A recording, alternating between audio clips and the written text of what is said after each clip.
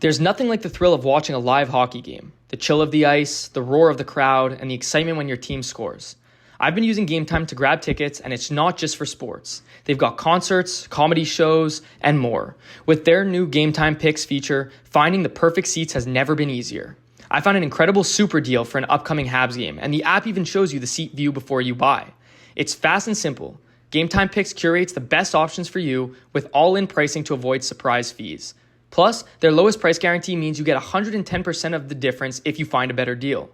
Game Time Picks makes it easy to find and save on tickets for any event, and their customer service policy is the most flexible out there. Download the Game Time app, create an account, and use code THPN for $20 off your first purchase. Terms apply. Again, that's code THPN for $20 off. Download Game Time today. What time is it? Game Time. Episode 92 of the Habs Culture podcast. My name is Justin Schwartz, alongside Liam Baum. We decided to try something else today, something a little different, a post-game reaction, an official post-game reaction to the latest Montreal Canadiens game. Montreal took on the Boston Bruins at home in Boston in their season opener. And I'm going to keep it simple, short, and sweet. They got trounced. They got trounced in a back-to-back game. They gave up 6. Caden Primo gave up 6. The Habs scored 4 on Jeremy Swayman in his first game of the season, but it wasn't enough to get the job done. The Habs sit at 1-1 though, because we haven't talked about it yet. They did beat the Toronto Maple Leafs at home 1-0, shut them out for the first time since 2021. So that was fun to see, but realistically speaking, the Montreal Canadiens did not deserve that game. That's the way things roll, though, in the NHL. You win some, you lose some, you get lucky, you don't.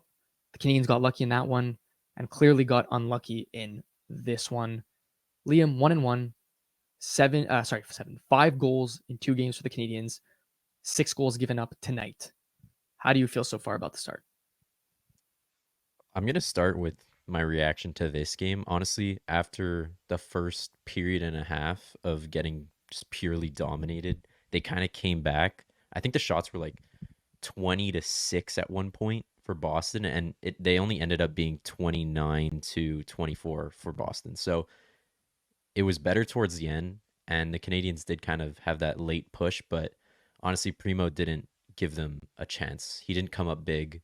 He made a couple good saves throughout the game, but towards the end, just didn't give the Canadiens a chance, and unfortunately, that was the end of it. But last game against Toronto, the Canadiens came out flying. I was like, wow, this is like the most exciting Canadiens hockey I've seen in a long time. But they kind of, again, came back down to earth and got absolutely dominated towards the end of the second, and in the third, getting outshot like 48-26 or something. So, look, it's not a bad start. You're 500 after playing 2 really good teams. But overall, I'd like to see a little bit more.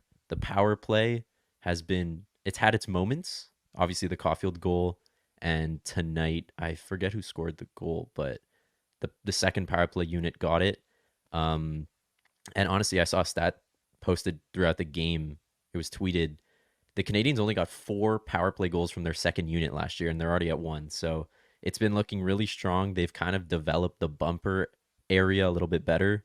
And with Lane Hudson, like, oh my God, anytime he's on the ice, it just seems like everything opens up, and the guys who know how to shoot will score because Lane Hudson's getting it to them. So I think those are some of the positives, but definitely a lot to work on, and a lot more room for the Canadiens to develop. So I'm gonna make this question short and sweet. It revolves around kind of what we spoke about a couple episodes ago. We talked about the potential of Lane Hudson taking over that PP1 spot, taking it from Mike Matheson. I think when we spoke about it, I asked you how many games you thought. I think you gave me about 10. Yeah, I'm not I think mistaken. I said I'd like to see 10 before he gets it, and that would be like the bare minimum. So And yeah. does that still stand? I mean, I think it could be less, honestly. Yeah. Marty threw him out at the end there for the 6-on-5, or maybe it was 6-on-4 because we were on the power play, but I think he's gaining some of the confidence, and just the way he's been playing, just unreal. I think he had 3 assists tonight. Yeah, 2 or 3. Two or But three, yeah. nonetheless, I'll throw it up on the board so we can see the goal scorers. Obviously, just to give us a bit of reference, I'll zoom in on that too as well. But um, I don't know. I don't know, Liam. Like, I don't know how to put this. Like, I don't want to overreact. We obviously knew that the Canadians. Excuse me, I'm just gonna pull this up here. Yeah. We obviously knew that the Canadians were going to be still in that bottom 10 range.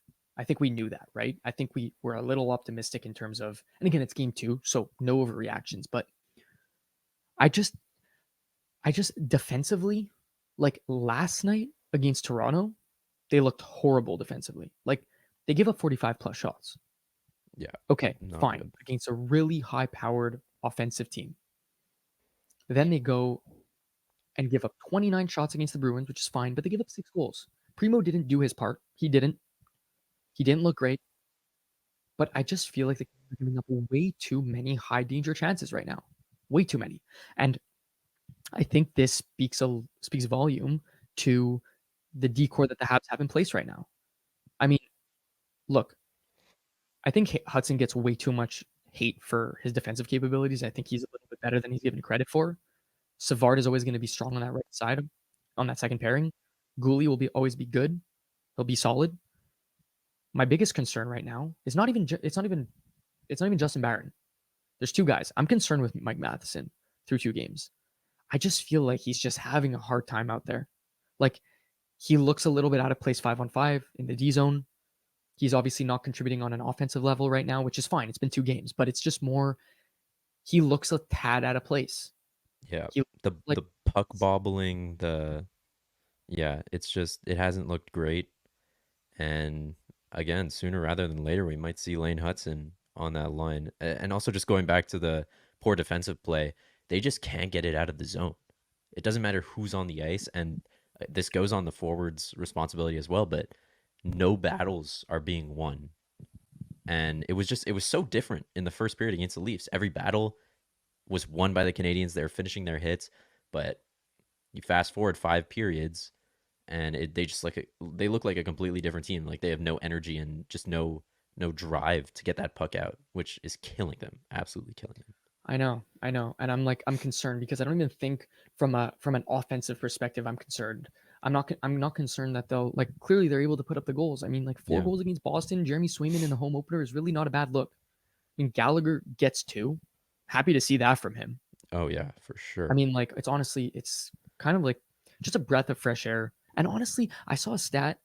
I don't know if you saw the stat. He had 6 goals and 3 assists in his last 7 games. So like dating back to last year. Hmm. So clearly he ended the season hot. He's starting the season hot. Now, Yeah, obviously, we're not expecting a 30-goal season from prime like a prime Brendan Gallagher. But if you can get 20 goals from Brendan Gallagher in that bottom 6, you're obviously going to get some pretty decent production. I mean, you can't complain with that production. Um, Caulfield's 2 for 2 right now, a yeah, goal in consecutive games. You love to see that. Um, I don't know. I mean, look, let's break it down more because I feel like we're all over the place. It's easy to be, you play the Leafs, then you play the Bruins back to back yeah, nights. Obviously, emotions are high, but let's go player by player here. Let's go line by line. Suzuki, Slavkovsky, and Cole Caulfield played together for I'd say 5 out of 6 periods. Did not yeah. play together in that third period. They bumped Anderson into that Slav spot. What did you see from that? What did you not like? Because I think there was a lot to not like out of that line actually so far. Yeah, I mean, I don't know the details more or less, but I just don't like the idea of already wanting to change lines. Like, I understand you want to spark something, but like we're 5 periods in and we're already putting Josh Anderson on line one. Come on. Like, it's a bit frustrating, but again, it didn't look good. And I don't know if you saw something particularly that you want to point out, but personally, I do like Slav and Kirby Doc together, but I'd rather stick with the line that ended the last half of the season pretty well.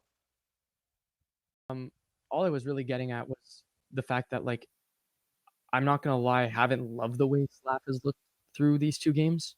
I mean, I like that pass that he made to Cole on the back door, and again, like whoever's listening to this slash watching this live, I mean, it's obviously way too early to tell. I just I don't know. I would like to see a little bit more cohesiveness, especially from a line that played together for the majority of the back half of last season. Like you would think that there would be a little bit more consistency in that area, but I'm not gonna overreact. I'm not gonna overreact. I'm thinking like what is it gonna have to take to get like you have 4 goals tonight and Suzuki and Slav don't get it on any of them. Yeah, yeah, and those are the games. But like Yeah, yeah. I mean, the one thing I kind of want to point out, and not even on those two lines, because I think they still have very bright moments, and I think obviously bad moments are going to continue to happen, but we can't just focus on those. But anyways, looking at Christian Dvorak, I think he's been one of the worst players, honestly. I Like want to swear almost. Like honestly, that he is the first most period, lackadaisical hockey player. Like I'm gonna say this. This might sound rude. You're playing in the NHL. Act like you want to be there. Like yeah, you're getting paid millions of dollars and you're skating like that. Like yeah. he looks like he there's no care in the world. The face-offs, it's just terrible. He lost like 5 in a row. They're on that first penalty of the game in the first period. They had to redo the face-off 3 times because a player jumped in like consecutively, and Dvorak lost all 3. Like didn't get one single win. He comes back, loses another draw, and it ends up turning into a goal. So I don't understand why they keep throwing him out there. I think Evans is on the penalty kill, but not as a center. Because Suzuki gets out there, correct? Yeah, I think so. So I don't know why Evans isn't taking the faceoffs because statistically he had the best faceoff percentage last game. Right. And when you're seeing one of your penalty kill centers continue to take faceoffs and lose them, it's like you got to fix something. Boston was just pouring on the shots on the power play, so that concerned me a little. But shout out to Kapanen, first game, first point in the Love that. NHL. Got to just shout that out. Yeah, love that. Very happy for him. I think he and honestly, after watching tonight's game, I think it was the right move to take Heineman out, put Kapanen in. He just looks like he has a little bit more of a jump in his step. Yeah, I think that he's making the easier play. I think that he's more involved in the play. I think that he's, thinking defense first, offense second, which clearly translates to offense. I don't know. Look, I like I'm just the thing that I'm concerned about. Let's put the offense aside because I think that those players will figure it out. Like Suzuki's going to be completely fine. Slav's going to be fine. yeah. Like these guys are going to have their points come, so that doesn't bother me. I'm concerned about this decor. Like I think that this team could potentially give up, the most amount of goals in the league. Like Which is so weird because we I got better defensively, technically speaking. So technically yes, speaking we did. Technically speaking we did, but I'm concerned. I'm concerned for that third pairing. I think Jackeye through 2 games looks a little bit all over the place. I think Barron looks whatever. I'm not impressed nor no, unimpressed. I'm like Savard's always going to be Savard. Hudson Hudson is just different with the puck, man. Like I it's amazing. it's unbelievable like the amount of chances that he creates for every single time he's on the ice. Like it's really impressive.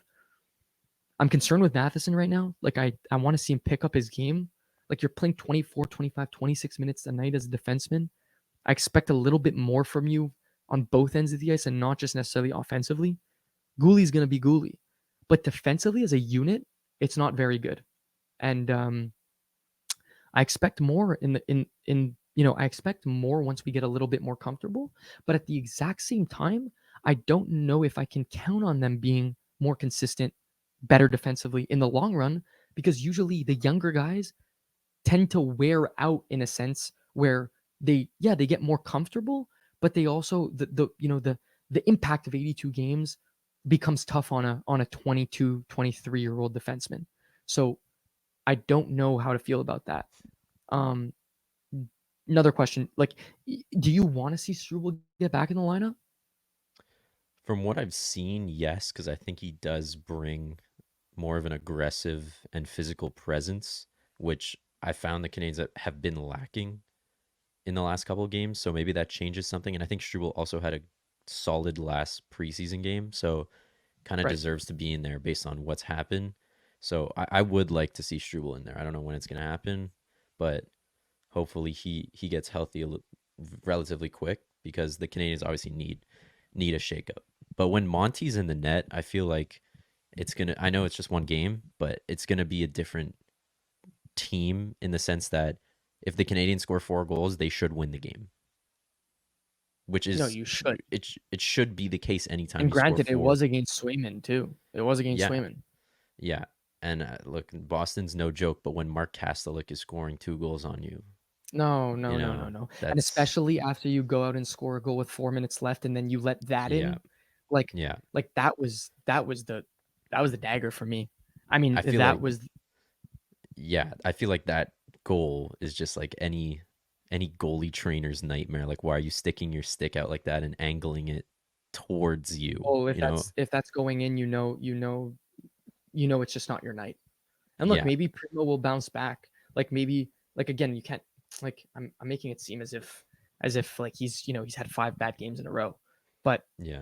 I But don't it's know. not a good way to start. And it's not. And look, like you're back. Like here's the one. I say the one thing. It's not the one thing, but the one thing I will say is you're back to back.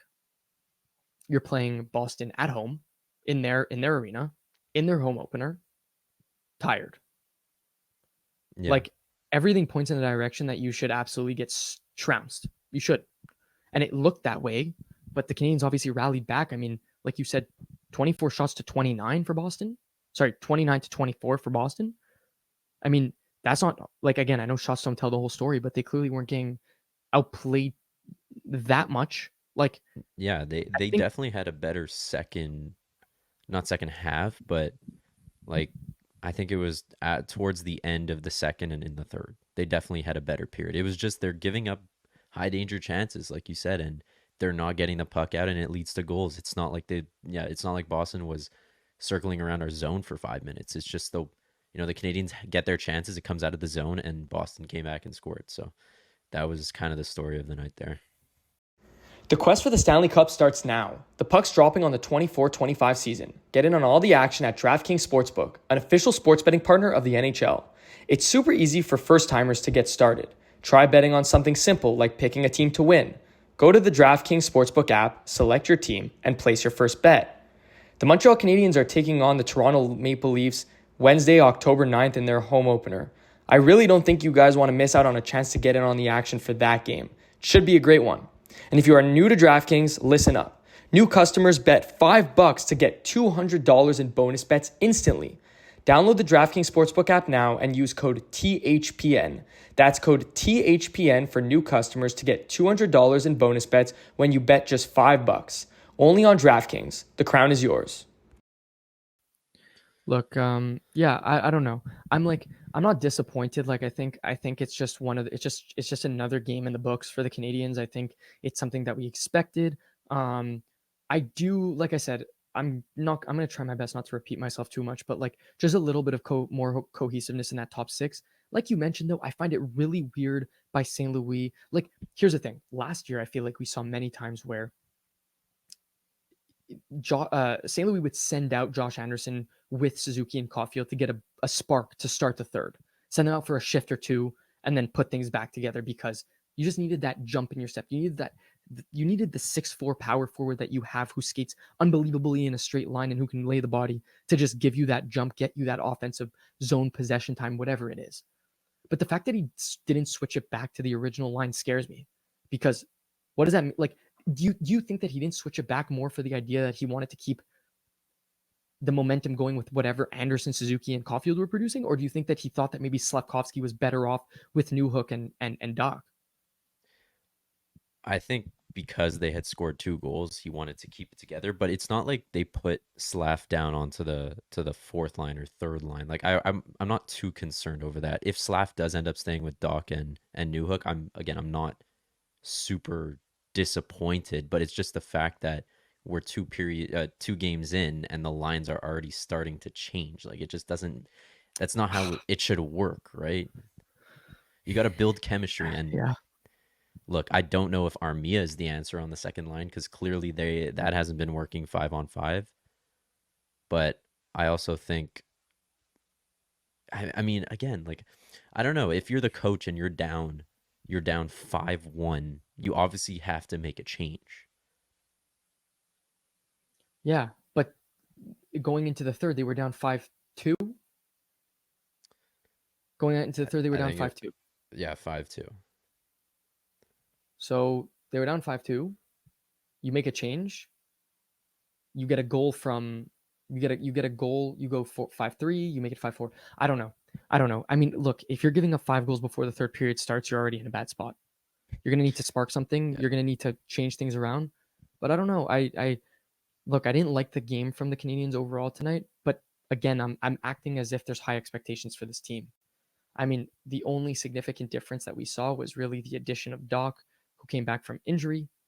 Line obviously didn't make his debut, hasn't played. He's going to play in a few months. I think we're expecting big things from Suzuki, Slavkovsky, and Caulfield this year. Caulfield has, you know, two games, like I said, 2 goals. We'll take that. yep, Um, but I don't know, like I don't know. I want to see that more engaged Slavkovsky. I want to see the feisty Slavkovsky. I want to see the guy that's like kind of willing to go to war for the whichever line he's on. But yeah. nonetheless, I mean, I've also really liked New Hook's game so far. I think that he He's looks a little bit faster. Oh yeah, for sure. He's moving, absolutely Yeah, moving. When he gets up the ice and he dumps the puck in, he's always the first guy to the puck, and that's same. such an advantage to have on a team like this that can barely carry the puck in the zone. So you got to win those battles down low, and eventually cycle it until you get a chance. So I'm really liking Newhook. I think him, Caulfield, and Hudson, obviously along with Montembeau, have to be the top three guys right now. Yeah. No, that I most definitely agree with. I think the unfortunate part is that the guys that have been disappointing so far, because I'll leave Suzuki and Slavkovsky out this list. I'll give them a little bit of Yeah, slack, but I think it's really like the decor as a whole. I know I'm harping on it a lot here, but like it's just I just think I don't see a world where like the Canadians are going to give up a lot of goals. And like I know it was Primo and nets, and I know Monty played unbelievably against the Leafs.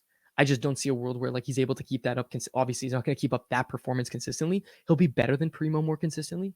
But I'm just saying that I think that that decor is just going to allow so many high danger chances, like that. I think the Canadians are going to have to rally and just to win a game. You're going to need to score 3-4 goals every night, and I don't yeah. know if they're offensively capable to do so. So It's like the Avalanche. it's the Avalanche, but to a lesser extent, right? Like Yeah. way lesser extent. I mean, they have the firepower we don't. Yeah, no, they Right? can they give up the goals, but they're able to score the goals But at they the do same it. But they time. do it, and Yeah. it takes them as far as it takes them, and it's taken them pretty far. But like for Yeah. us, I don't see a world where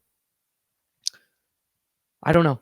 I don't know. I'm like I feel like I'm like being pessimistic. It's more just I think I would have expected a more valiant effort in a game in a back-to-back game to start the season. Like, and I know the rebuttal would be they scored 4 goals. Like, if you want to call that a valiant effort, sure. I just think that like systematically and from a structure standpoint, they did not play a good game.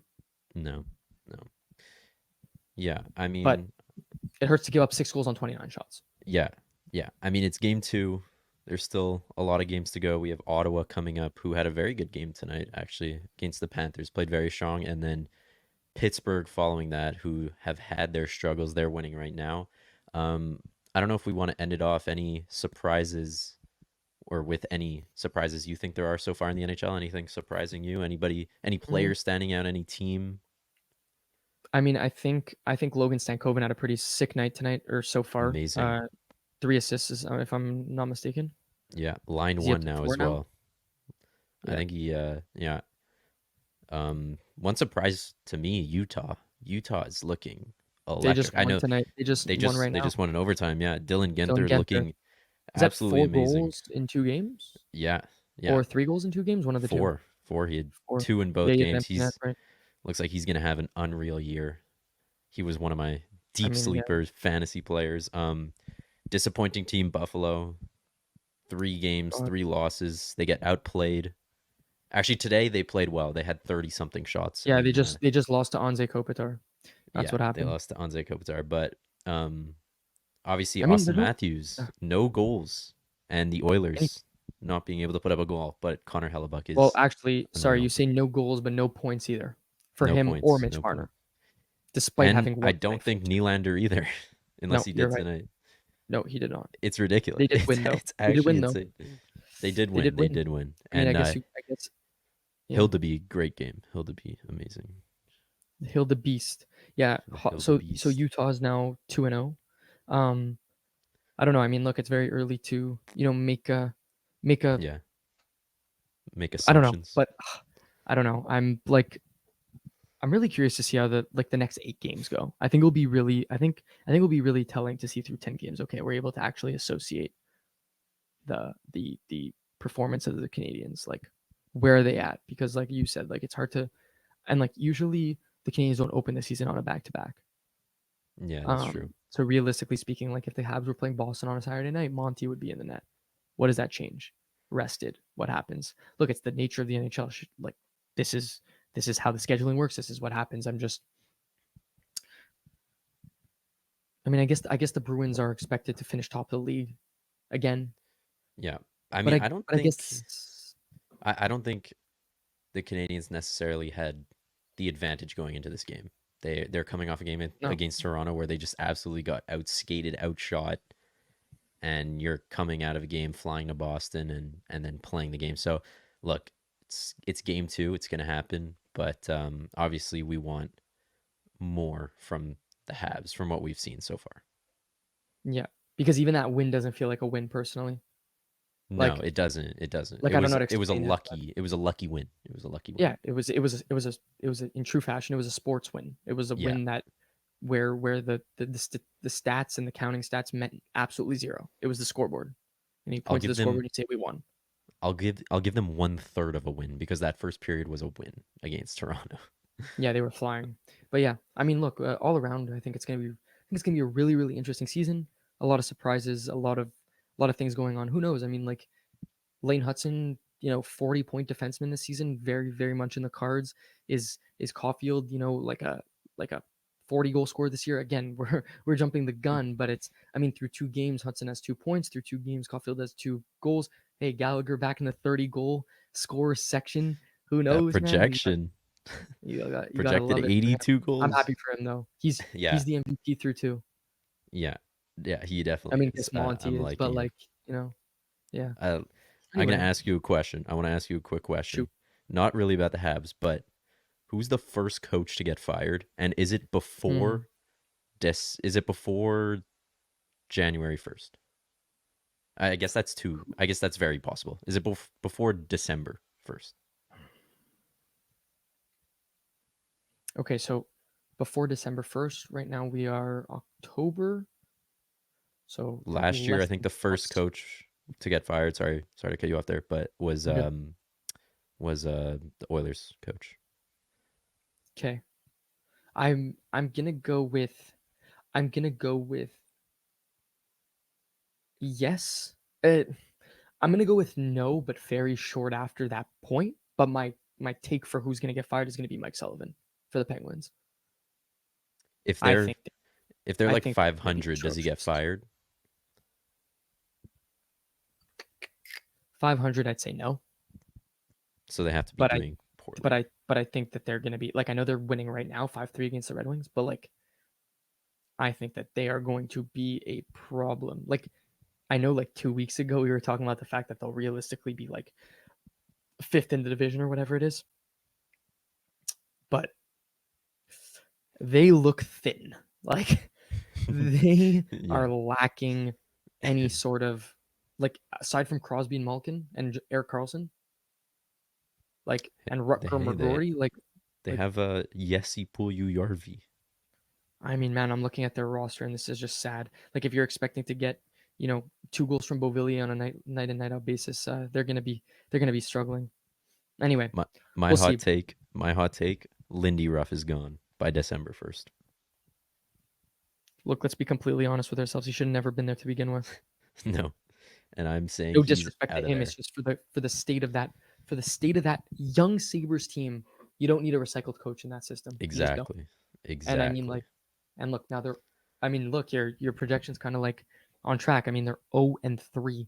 They're 0-3. Granted, they played the Devils twice, and they played, I guess, the Kings, but in Buffalo, I'm pretty sure. Anyway, Yeah, I, in Buffalo. I just, I don't know. I think that was a huge mistake. They didn't change anything schematically. They don't look different from a structure perspective. And as a result, they've seen the results because through 3 games, if I'm not mistaken, they've had 4 goals. I think it's 3. Yeah, Three 3 goals. 3 goals in 4 games. Just can't happen. But I like that take. Is that before December 1st though? Yes. Yeah. If they're I think they're going to be really bad, like just based on how it's been going so far. Like I think they're going to start their first. How many games do you play before December? Like 20? 20 something maybe? Probably more. Yeah. I You're probably playing 15 in a month, so maybe 30. yeah. Yeah. If they have if they're like 5, 15 and 5, something like that, I think he's Oh out yeah, there. you gotta go. But I wonder if they'll keep that experiment short. But I guess we'll see. But Mason look, Appleton, tied for second in points in the NHL. Is he your Art Ross winner? is he my Art Ross winner? My God, talk about early takes. But Yeah, yeah, I mean, Elias Lindholm's looking good with Boston as well so very far. good, very very Also good. assists tonight. And there was another guy I was thinking about who's looked really good so far with his new team. Nah, it just completely crossed my mind. But there's been some good moves for teams, I want to say. Good acquisitions. Yeah, Yeah, good acquisitions. Oh, Anthony Mantha looked really I good think with Calgary, he had a and I don't Gordie Howe know. hat trick last night. Yeah, I don't know if he just fits that team well, but he's I think it's one of those teams that has such little expectations that like you throw a guy like that on a team when like you're playing for not much, it it just you're just able to go out there and do your thing. And like yeah, I feel like you're gonna see a lot of those guys just like randomly be good, you know? yeah. And I don't But know if this is going to be a hot take, but I think Gorgiev loses the net. I think he's yeah, I don't I, just I don't even think it's that hot of a take at this point. just terrible. Like literally cannot make a save for his life. And I don't know if this is I don't watch Colorado that much, but I don't know if it's cuz the defense can't play defense, but it just like from the highlights I've seen he's letting in like I mean they lost muffin 8-4. backhanders. They lost Yeah, and 8-4. they yanked him, but um, Gorgiev, one of the worst save percentage, one of the worst goals against, but leads the league in goalie wins. You know, there's got to be like some correlation there. I don't know, but Yeah. I think Well, Gorgiev loses his net, and Colorado might need to go look for a goalie. no doubt about that. Well, we'll leave it at that for this episode. Obviously, these are our very, very, very, very early reactions to the Montreal Canadiens Yeah, season, to the NHL. Obviously, a lot to unpack, but I think that we'll come back sooner rather than later with, dissecting the next block of games. Um, yep, but so far, it's been fun. The Habs sit at 1-1, 2 points in the standings, keeping pace with everyone in the Atlantic so far. So love to see that. I mean, they yeah, haven't lost sight of the playoff spot just yet. Um, and look, they've kept pace with 2 really, really good hockey teams early in the season. So we'll count that as a win in itself. But this has been episode 92 of the Habs Culture Podcast. If you tuned in live, thank you so much for tuning in. And if you're listening to it on the day that it releases or after that, thank you for listening as well. And we'll catch you guys in the next episode.